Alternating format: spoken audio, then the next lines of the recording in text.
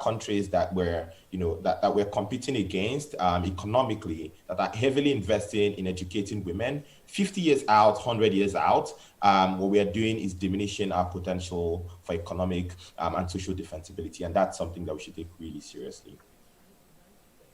Okay, thank you, Kennedy. I'll start my second round of questions from you, Kennedy Ekezie-Joseph. Now, there's one word, or one, was a word that keeps resonating when we talk about solutions, particularly with the new reality, the COVID-19 world, and as from our lips to God's ears, a post-COVID era as well, tech. What has tech got to do with it? As founder of Africave, talk to us about that. I mean, tech is, at least right now, the ultimate equalizer, because what it does, especially with the ability to write code, is it doesn't see who you are, where you're from, what color your skin is, what gender you are. It is agnostic to all of those, right? What it does is it relies on your fundamental human capacity. And again, this is not to say there aren't other things that come with it, like, the ability for your parents to even let you go out of the house to learn how to code, or, electricity, or having a laptop. Like, all of these things are very small, but very important and determinant for, the future for a lot of people. Currently at our work with Africave, we work with a lot of, software engineers who you see have been able to lift them and taught themselves how to code, male and female folk alike, and are now like breadwinners of their families. And it's such inspiring work that tech is able to allow people do the things they weren't able to do before now, build incredible solutions for the world, and at the same time, carve a place in reality for themselves that before now they did not have. And it's not contingent on the ability, like, where did you go to school? None of that, right? It's just, who are you, what are you willing to do, and how hard are you willing to work? And I think that's the incredible thing. So we like to call it the ultimate equalizer. Thank you, Kennedy Ekezie-Joseph. I move over now to Victoria Ibiwoye, still talking about tech. I started the questioning with you on the inequalities that are present in our society, especially in the talking about education. Now, there's let's talk Nigerian. The average Nigerian home or family complains, especially parents, complain that children consume a lot of screen time. They say things like, oh, you're always pressing your phone, you're always on your device, Do you think that the attitude of the older generation can impact on the ability of the younger ones, children, teenagers, adolescents, to embrace tech and fully use it as their counterparts in the Western world are? Victoria? Yeah, if I get you correctly, are you asking if younger people can influence older people to embrace technology? To embrace technology enough to allow them use tech, allow the younger ones, now the learners, use tech to achieve their full potential? Yeah. Could you repeat your question? Okay. So let me paint a picture for you, Victoria. And I believe that Kennedy, James, and Imrana as well will actually identify with this sort of conversation. So you're on your phone as a young Nigerian, and a parent or guardian goes, why are you always on your phone? Why are you always, buried in this device? Leave the computer. This thing isn't good for you. Yet, Kennedy and other people have said tech is the great equalizer. Is that generational difference in ideology in terms of the use of phones and other smart devices, is that going to affect tech being imbibed quickly as a solution in Nigeria?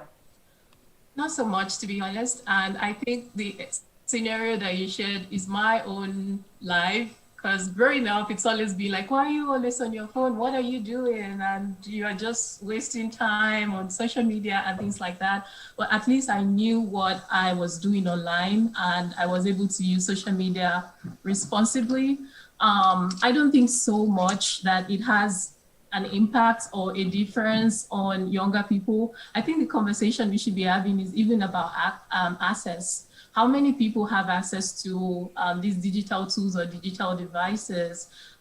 During the pandemic, when things shut down for almost 6 months, many schools were, not able to quickly transition. A lot of children were not learning. So we really have to start with access. No doubt, Kennedy has perfectly summarized or described how technology transform lives, but how many people, how many average Nigerians have access to those services, those digital tools? And that's the conversation we need to have. And talking about equality, I also want to say that we need to start from a realistic point of view. Many efforts to integrate technology in low income or underserved communities are not sustainable.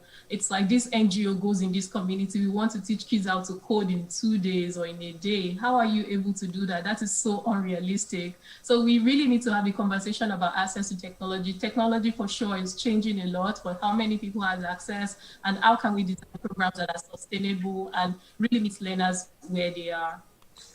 Thank you, Victoria. You just took the next question right out of my lips. I was going to ask James that question on access because of the work that you do with street children and other disadvantaged groups. How do you think we can begin to improve and increase access to these solutions that we're talking about from, say, Cross River State, for instance? Let's use that as an example. From the most rural part of Obanliku, how can we ensure that the children there and in Bakassi, the IDP camps, how can they be carried along? How can they have access to these learning tools that can, give them achieve the kind of educational goals we want for 2030?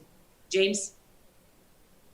Thank you very much. I think this is a big one, and every panelist has touched on it in very crucial ways.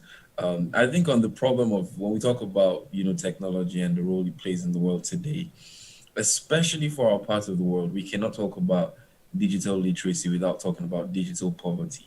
And it is too crucial to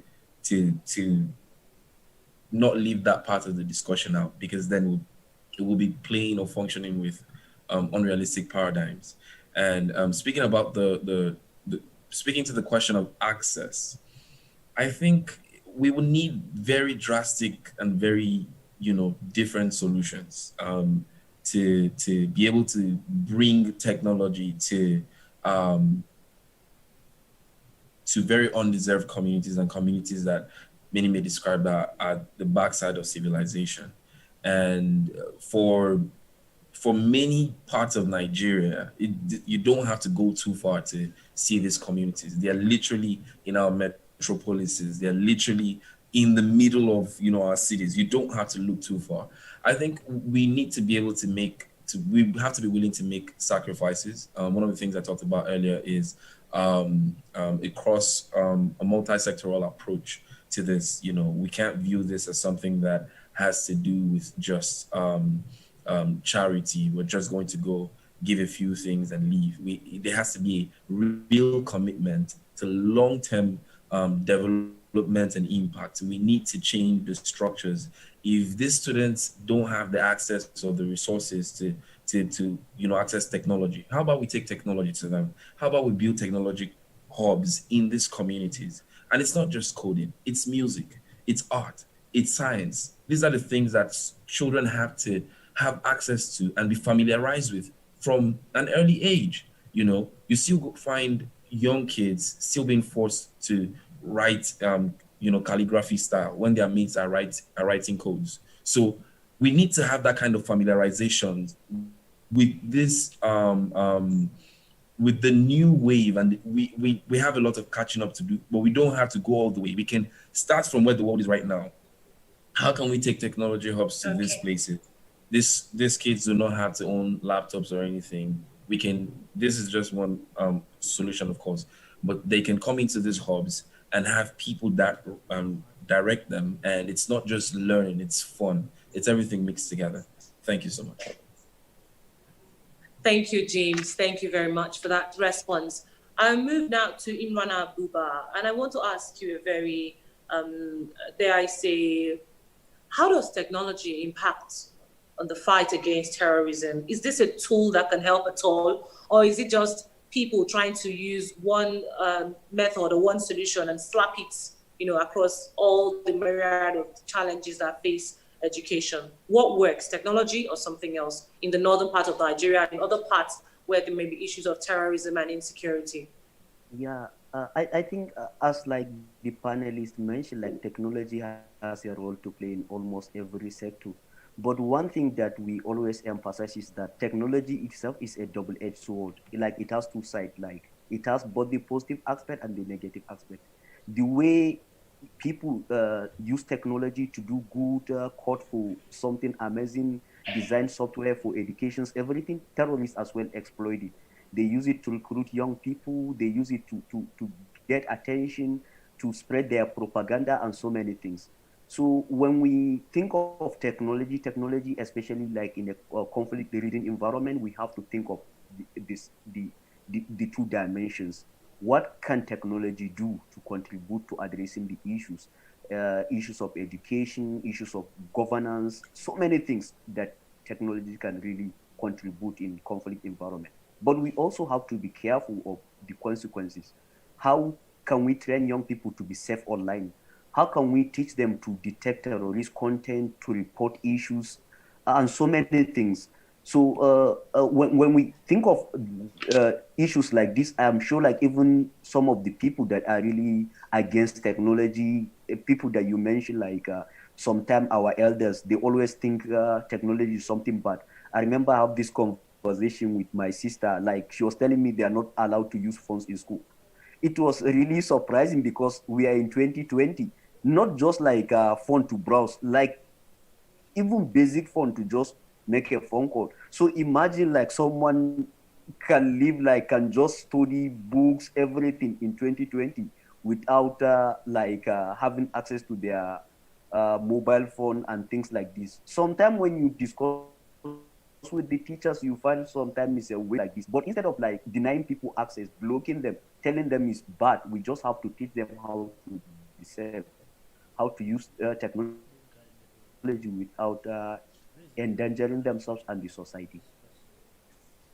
Thank you, Imana. Thank you very much. And now I'm going to ask this question to everybody, to Victoria, to Kennedy, to James, and to Imana.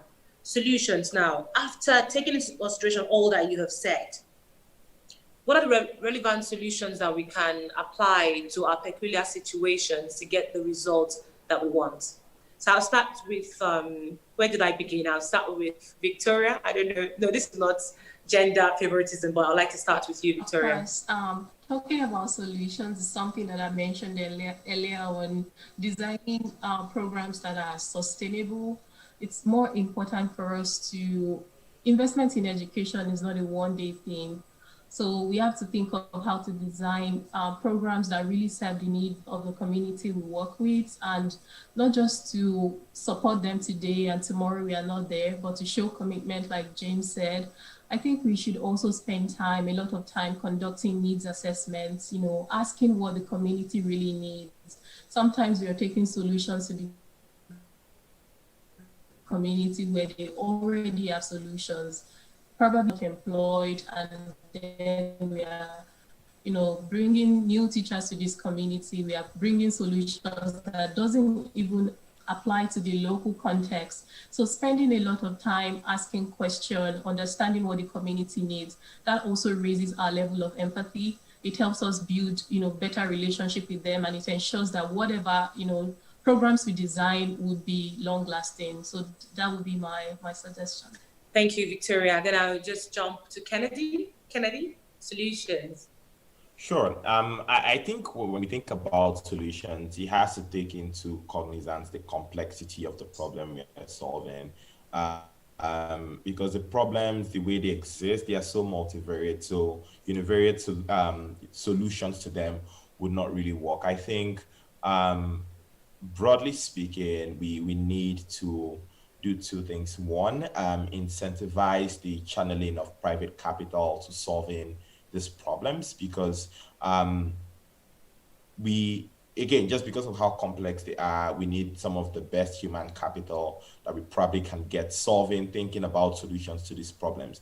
And it's very, very important that the organizations that are even solving them are structured in a way that they attract these people, and that adequate solutions have been built to this. But secondly, I think that, again, like zooming out beyond just a formal education, as equally importantly, there are informal routes of educating young people. So the family, the broader community where you live, traditional institutions and religious institutions.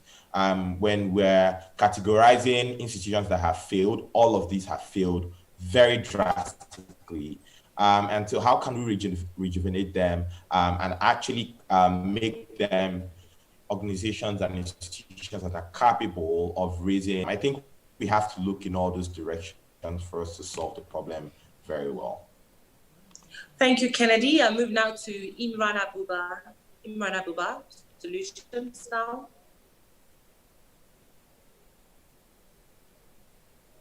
Imran, we can't hear you. If you could please unmute your device. Thank you. Like the solution is just we have to look at the content, what we really teach even our young ones, what we really learn. Because when you look at the thing, we spend so many years like attending schools, but it has little like relevance with what is happening around us. For example, when you take places like in northeastern Nigeria, by now we're supposed to have courses in counterterrorism, offering courses in peace and security, offering courses in civic engagement, so many things that are relevant to our challenges. But unfortunately, we have been using the same curriculum, teaching people, and something that has relevance to something that, so I would suggest maybe we look more of teaching young people for something that is relevant to them and to the society. Thank you. Thank you, Imran. Thank you. And finally, James. Thank you very much. So I think everyone has given really great answers. So it's really difficult to follow up with that. But I'd just say, in terms of solutions, we need to sensitize literally the entire nation with what I believe is completely encapsulated in the words of JFK. Think not what your nation can do for you, but think what you can do for your nation. So everyone has to understand that we all have a role to play.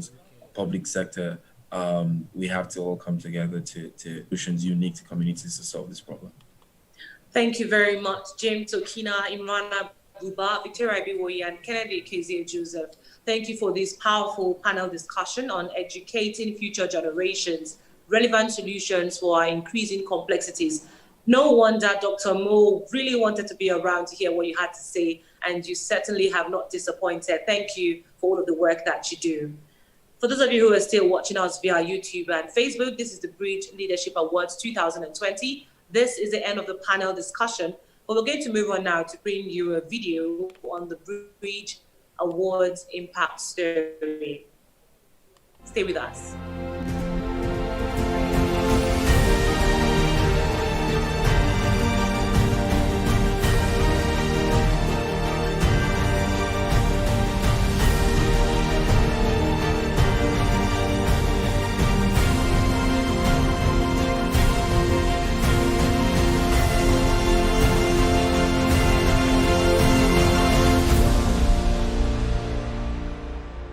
Building the capacity of young people to lead themselves, fulfill their dreams, and impact their immediate communities is central to transforming our world for good. Since 2015, we have inspired and groomed young people to lead the change they want to see in their communities. My name is Omini Emmanuel Usam. I'm a student of Unical University of Calabar. I'm currently in the 100th level. I participated in the LCD, that is a Leadership and Community Development Program, in my SS2, that is 2017. My name is Ofem Kibe Okoy. I'm currently a 100 level student in the University of Calabar. I first received the Bridge Leadership Foundation Scholarship in 2016. I was in the SS3. My name is Obi Fevada. I'm a student of Radiography and Radiological Sciences, 200 level, University of Calabar. The program I participated in was the Leadership and Community Development Program in the year 2016. I'm Etienne Elizabeth Ekpenyong. I was a student of Government Secondary School Atu. Fortunately, I've just finished the school this year. My name is Enewan Eyo. I'm a student of Government Technical College, Main Avenue. I'm in SS3 and the Senior School Prefect Girls. I received the award when I was in SS2 and participated in the Transformational Mentoring Program. I learned how to be bold, daring, self-confident, and have self-esteem. The program was actually a life-changing exercise. It actually showed me more life had to offer. It gave me a brighter expanse about what the world has and how you could achieve it. I learned about goal setting, I learned about self-esteem, I learned about self-discovery, I learned about many life-impacting topics, and also we had mentors who were there for us all the time, ready to solve our problems and also ready to listen to our problems. One of the things that I learned so well that I can never forget in a hurry is time management and self-esteem. Secondly, I also learned about vision and goal setting. I learned a lot of things during the program, some of which were proper grooming, leadership skills. I was taught on how to be an effective leader, that a leader is someone who looks out for its followers, he protects their interest. I was taught about self-esteem. I was also groomed and equipped on goals. I learned my long-term goals and short-term goals and how to approach them.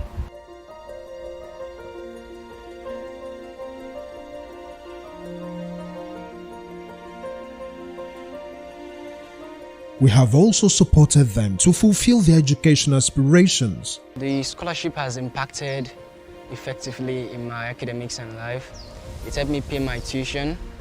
It also helped me focus on my academics because I could now effortlessly concentrate and not really worry about the money. The impact of the scholarship was enormous, like it was vast.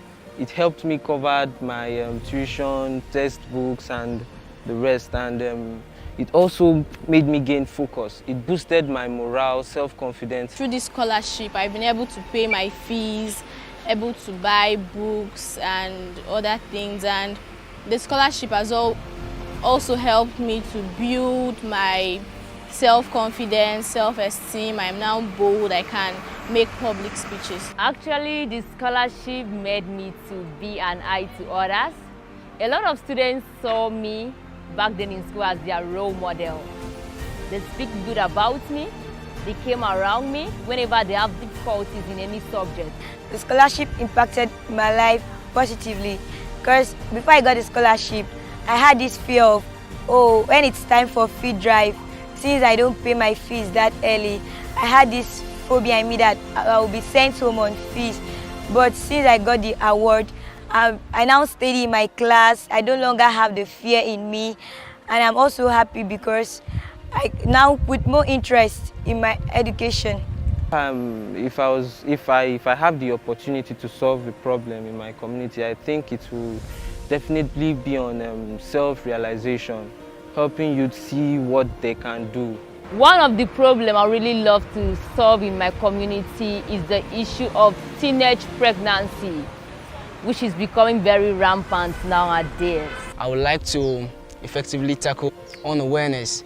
In my community, we have lots of children who are hawking in the streets, lots of children who don't go to school, all because of a mindset, a mentality that school is not necessary.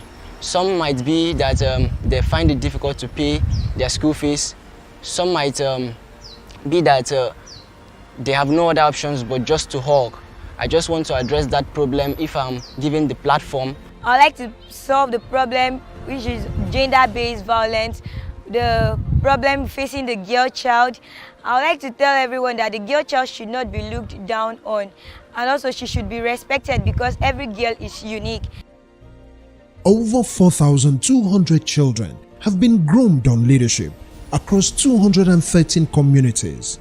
181 students supported with academic scholarships and 67 change projects initiated by students in their schools and local communities.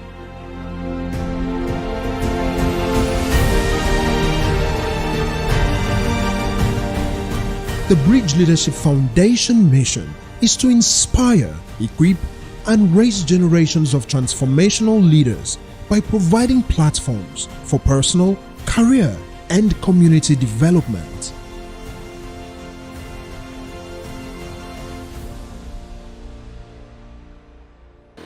I'd like to tell you that you can be everything you can be. It's all about your thoughts, it's all about your thinking process. A popular motivational speaker, I think Karen Ford, once said that you are today where your thoughts brought you, you'll be tomorrow where your thoughts take you. It's all about how you think. If you change your mindset, I believe you can reach your highest goal, you can surpass expectations and defy limits. I would also like to thank the Bridge Leadership Foundation for supporting my dreams. Without them, I think I wouldn't have really made it this far. I want to personally thank the Bridge Leadership Foundation for this opportunity that was granted to me in 2016. It has really been vast. It helped me in so many ways, and I really appreciate it. I thank the Bridge Leadership Foundation for supporting my dreams. Thank you so much, the Bridge Leadership Foundation, for all your help. Thank you. I want to thank the Bridge Leadership Foundation for their support in my education and also for spending their time to mentor us. At least no time was wasted.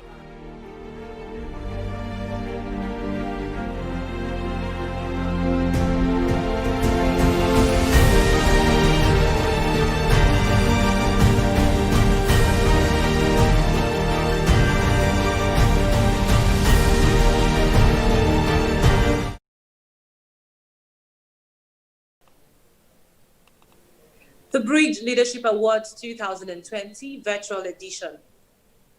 Since 2015, the Bridge Awards has been an event of the foundation that identifies, supports, and celebrates young people who are beneficiaries and contributors in pursuit of the mission of the Bridge Leadership Foundation, that is the mission of raising generations of transformational leaders. The beneficiaries for the Bridge Leadership Awards are usually drawn from the LCD and TMP programs of the foundation. LCD stands for Leadership and Community Development, while TMP stands for Transformational Mentoring Program. Among other things, the award supports selected beneficiaries from these programs. The programs are implemented usually in secondary schools with academic scholarships, and these beneficiaries are given support to actualize their career goals and improve their chances of acquiring basic and tertiary institution. 181 students since 2015 have been supported with academic scholarships while they received they received while in secondary school, in public secondary schools, especially in different parts of Cross River State. Of that number, 12 beneficiaries who successfully secured admission into tertiary institutions are currently being supported towards achieving their career goals. You've heard from one or two of them today, I assure you. Now to 2020.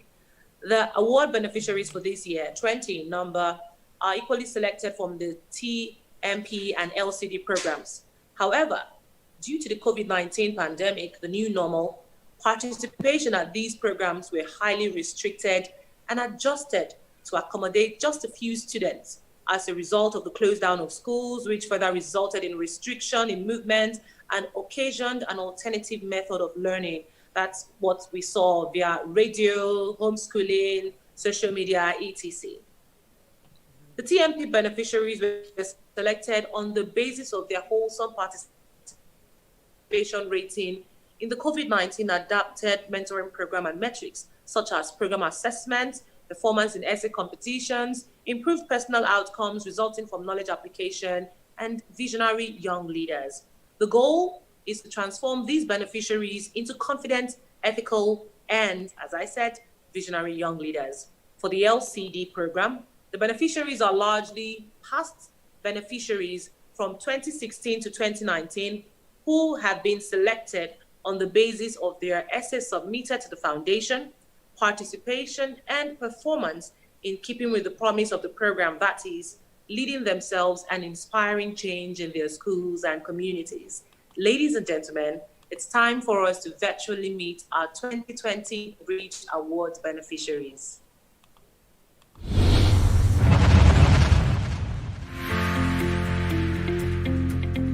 Israeli Kanmoko, A State Secondary School, Ikodansa, Cross River State.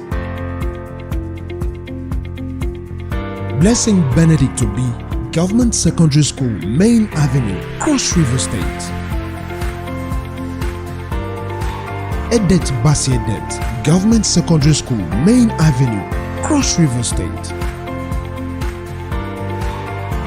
Deborah Dominic Keyo, Government Secondary School, Yarasan, Cross River State. Praise Gabriel Oyom, A State Secondary School, Ikodansa, Cross River State. Gift Effiong Edet, Government Secondary School, Yarasan, Cross River State. Etum Kenneth Essien, A State Secondary School, Ikodansa, Cross River State. Felicia Egane Egbe, Government Secondary School, Akaifa, Cross River State. Princess Nwane Kaukechukwu, A State Secondary School, Ikodansa, Cross River State. Michelle Deba, Government Secondary School, Akaifa, Cross River State. Sharon Lawale, Boste Cornerstone International School, Akure, Ondo State. Inima Sianabasi Effiong, Emmanuel College, Ikodekbene Mbiakpan, Akwa Ibom State. Ayinya Julia Kenne, Matthias of Foboche Secondary School, Yala, Cross River State. Lazarus Peter Ibo, Civil Engineering, Nogak Polytechnic, Ikom, Cross River State. Takumi Manuel Tao, Electrical Electronic Engineering, Akanubian Federal Polytechnic, Umuna, Afikpo, Ebonyi State. Godwin Ekmenukmongo Dido, Medical Laboratory Science, University of Calabar, Cross River State. Nnenna Samuel Agu, Combined Biological Science, University of Nsukka, Enugu State. Kebe Okoyo Fem, Computer Science, University of Calabar, Cross River State. Ushe Francis Agobire, Human Anatomy, University of Calabar, Calabar. Inaku Jonukbo, Animal Health and Environmental Biology, Cross River University of Technology, CRUTEC.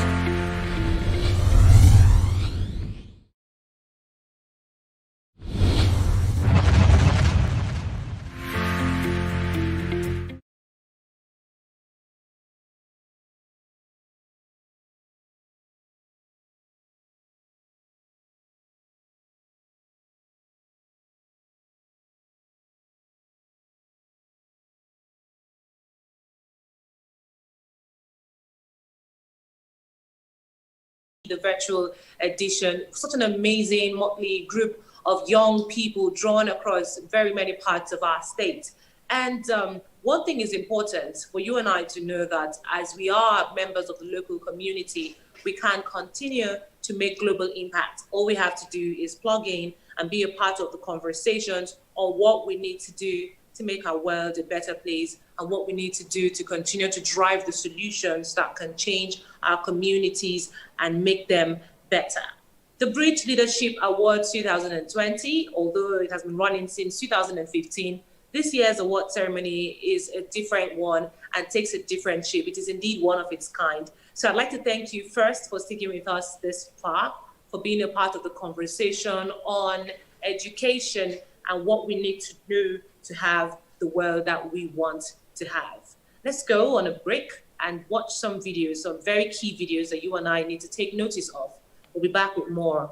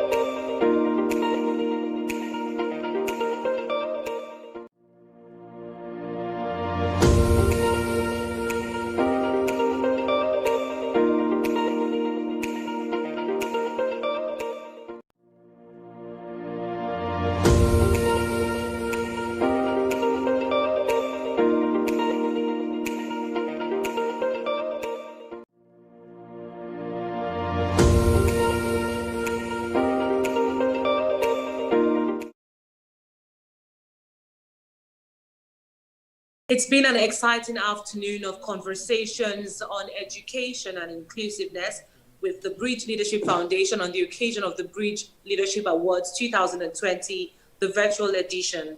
I'd like to thank our partners, Union Bank, for their support and for being with us every step of this journey.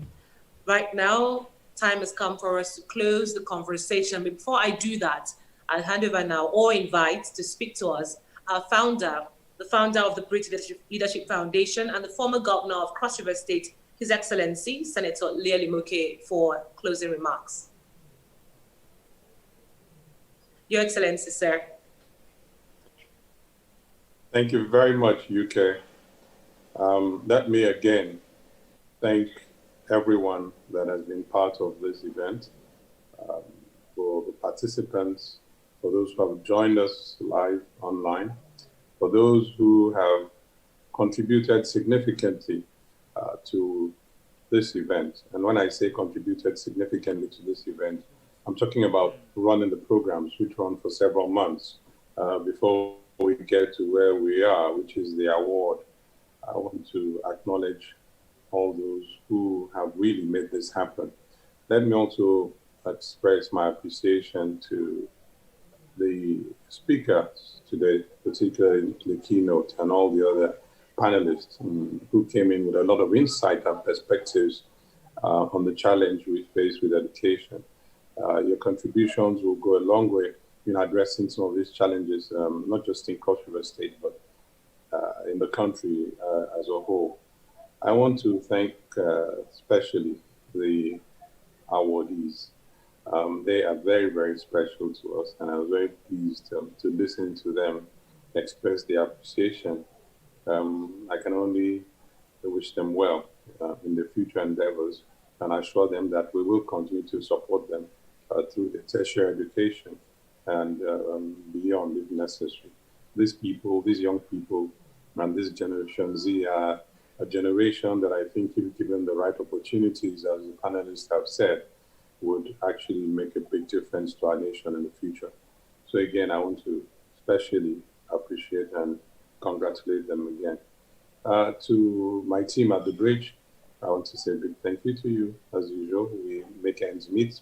We always accomplish these activities in spite of all the challenges. Like I said, this is our first virtual outing, and I want to appreciate the efforts that went into it. I'm hoping that next year we will be able to have a hybrid for a change, both virtual and live. Hopefully COVID will then be a thing of the past. Let me particularly also appreciate UK. UK, you've been wonderful. She's done very, very well. And I want to thank you very, very much for a job well done. On that note, I'd like to say that it's 2 hours, exactly 2 hours. That was our mission and our vision, and we've accomplished it. So again, thank you very much to everyone. And indeed, I look forward to seeing you again. We give God the glory for the success of this outing. Thank you, and God bless you all. Bye-bye.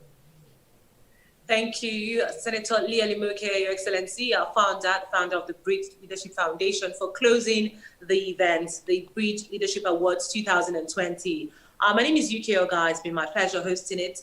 And please stay with us, even as the event has come to an end, for more information on how you can be a part of or support the activities of the Bridge Leadership Foundation in your community to bring the much needed impact in our world today. So there are some videos and information that will play after now. Please stay, enjoy them, and you can take our contact information from these videos to be a part of the work that TBLF is doing. Also follow us on social media at the TBL Foundation on Facebook, on Twitter, and on Instagram. Make sure that you keep abreast with all of our activities. Bye-bye, and continue to change the world positively.